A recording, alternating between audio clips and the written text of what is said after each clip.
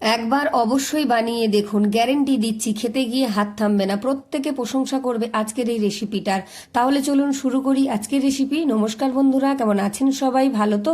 পাপিয়ার ঘরোয়া চ্যানেলটিতে সকলকে জানাই স্বাগত। চলে এসেছি আবারও একটা দুর্দান্ত স্বাদের রেসিপি নিয়ে। তাহলে শুরু করছি আজকের রেসিপিটা শুরু করার জন্য প্রথমেই একটা কড়াই বসিয়ে দিয়েছি, দিয়ে দিলাম এখানে 1 গ্লাস মাপের জল। আমি কিন্তু গ্যাসটা আগে থেকেই জ্বালিয়ে দিয়েছিলাম, তাই কড়াটা গরম হয়ে গেছে, জলটাও গরম হতে শুরু করেছে। দিয়ে দিলাম 1 টেবিল চামচ সাদা তেল, সামান্য পরিমাণে হিং, আর হাফ চা চামচ দিয়ে দিলাম এখানে কাঁচা জোয়ান, দিয়ে দিচ্ছি পরিমাণ মতো নুন, আর দিয়ে দেবো এখানে সামান্য পরিমাণ চিনি। এতে মিষ্টি হবে না, কিন্তু স্বাদটা ভীষণ সুন্দর হবে। গ্যাসটাকে লোতে রেখেছি। এবার এখানে দিয়ে দিচ্ছি সামান্য কিছুটা ধনেপাতা কুচি, আর এখানে দিয়ে দেব আমি হাফ কাপ মাপের সুজিটা একদম সরু দানা বা মিহি দানার নিয়েছি।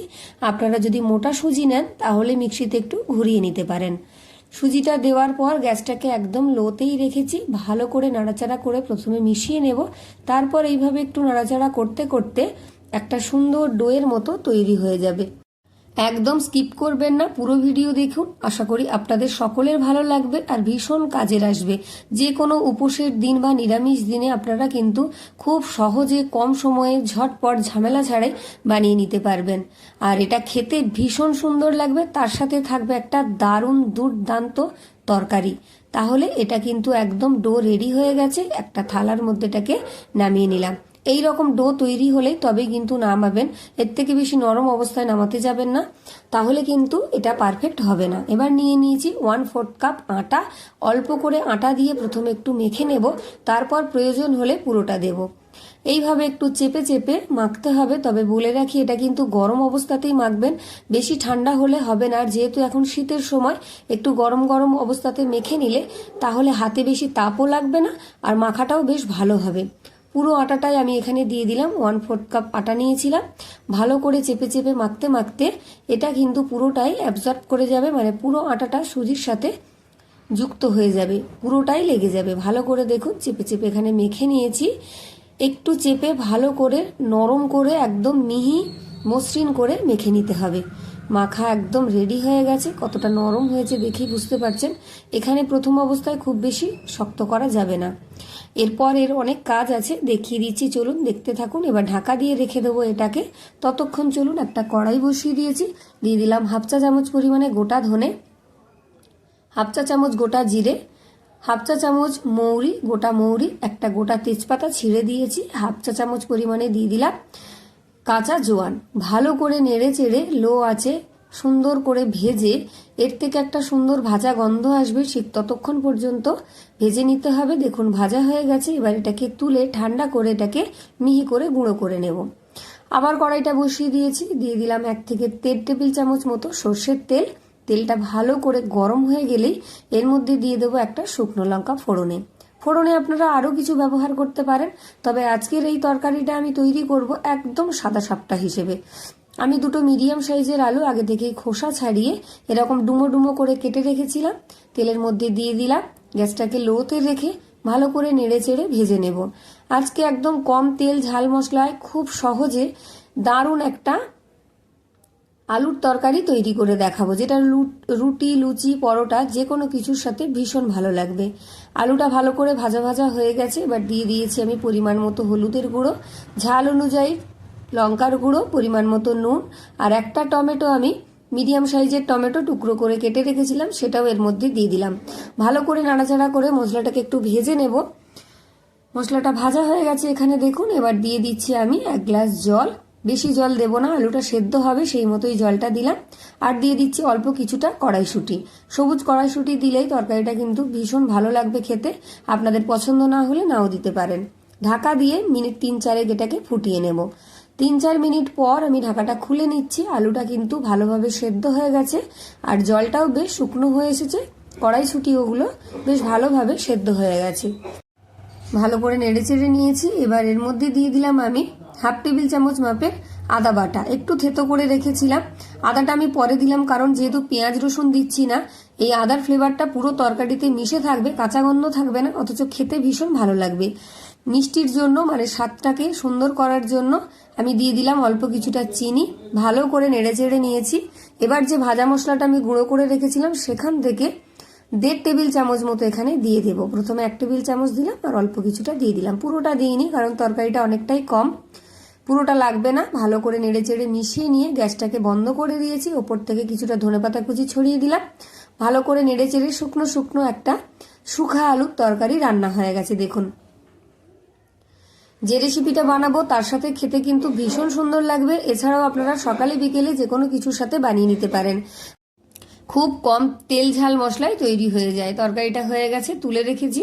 এবার যে সুজির ডোটা আমি ঢাকা দিয়ে রেখেছিলাম, ঢাকাটা খুলে নিয়েছি। দেখুন বেশ সুন্দর নরম হয়ে গেছে আর সুন্দর সেট হয়ে গেছে। এবার হাত দিয়ে ভালো করে চারিদিকে একটু মেলে দিলাম। দিয়ে দিচ্ছি আমি 1/2 টেবিল চামচ মাপের চিলি ফ্লেক্স আর 1/2 টেবিল চামচ মাপের চাট মশলার গুঁড়ো। এটা খেতে আরো দুর্দান্ত সুন্দর হবে। এবার ভালো করে একটু মেখে নিচ্ছি। যেহেতু সুজি তাই কিন্তু হাতে একটা চটচটে ব্যাপার এসে গেছে। দেখুন হাতের মধ্যে আটকে যাচ্ছে, তাই আবারও কিছুটা আমি আটা নিয়ে নিয়েছি। 2-3 টেবিল চামচ মতন হবে। আটা নিয়ে আবারও ভালো করে মেখে এটাকে সুন্দর করে সেট করে নিচ্ছি। এখানে আটার গুঁড়ি বা ময়দার গুঁড়ি আপনারা ব্যবহার করে নিতে পারেন। দেখুন খুব সুন্দর করে মেখে নিয়েছি, হাতে একদম লেগে থাকছে না। আর ওপর থেকে দিয়ে দিচ্ছি একটু সাদা তেল। ভালো করে ওপর থেকে একটু মেখে নিলে একদমই আর হাতে লাগবে না, বেলতে গেলেও লাগবে না, আর লেচি কাটতে গেলেও লাগবে না।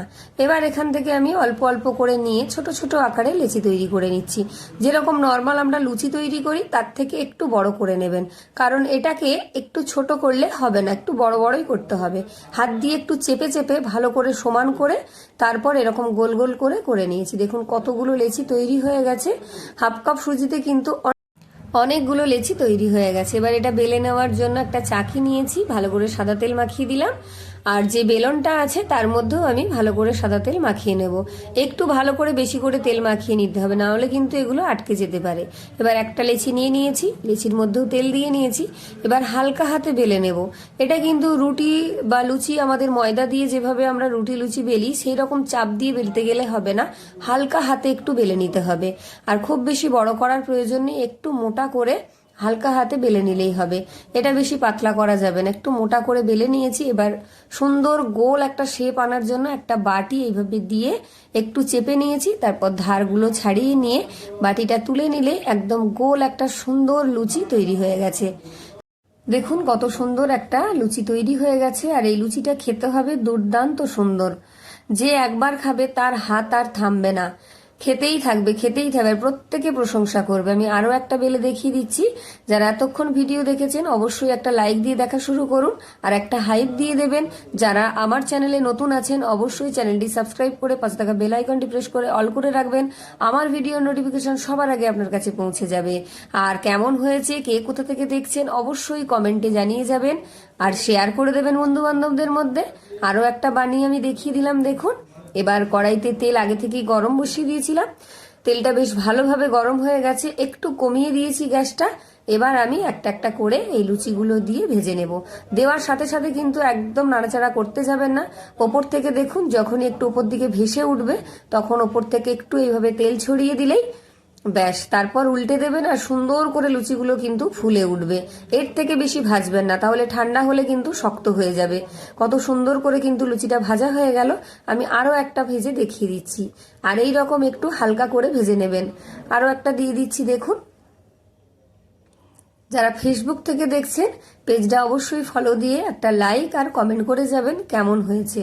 প্রথমে লুচিটা দিয়ে কিন্তু একদম নাড়াচাড়া করবেন না, হালকা করে ভেসে উঠলে তারপর এইভাবে তেল ছড়িয়ে দেবেন। দেখুন তেলটা বেশি গরম হয়ে গেছে বলে কতটা লালচে রং এসে গেছে। খুব বেশি লাল করে কিন্তু ভাজার দরকার নেই, হালকা করে ভেজে তুলে নেবেন। হবে একদম নরম তুলতুলে, মুখে দিলেই গলে যাবে। শুধু মুখে চায়ের সাথেই আপনারা খেয়ে নিতে পারবেন। আর যদি তরকারি থাকে তাহলে আর বলার কথা নেই। একদিন বানিয়ে দেখুন, দেখবেন রোজ বানানোর আবদার আসবে। আর যারা একবার এটা খেয়েছেন তারা জানেন যে কতটা সুন্দর। যারা রান্নাঘরে নতুন আছেন তারাও কিন্তু এই রেসিপিটা দেখে বানিয়ে নিতে পারবেন। কতটা সহজ আর কত সুন্দর, কত তাড়াতাড়ি তৈরি হয়ে যায়। আর তার সাথে যদি থাকে এরকম একটা ঝাল ঝাল শুকা আলুর তরকারিটা নিয়ে নিয়েছি। এবার একটা আমি ভেঙে দেখিয়ে দেব যে কতটা নরম হয়েছে আর কতটা সুন্দর হয়েছে।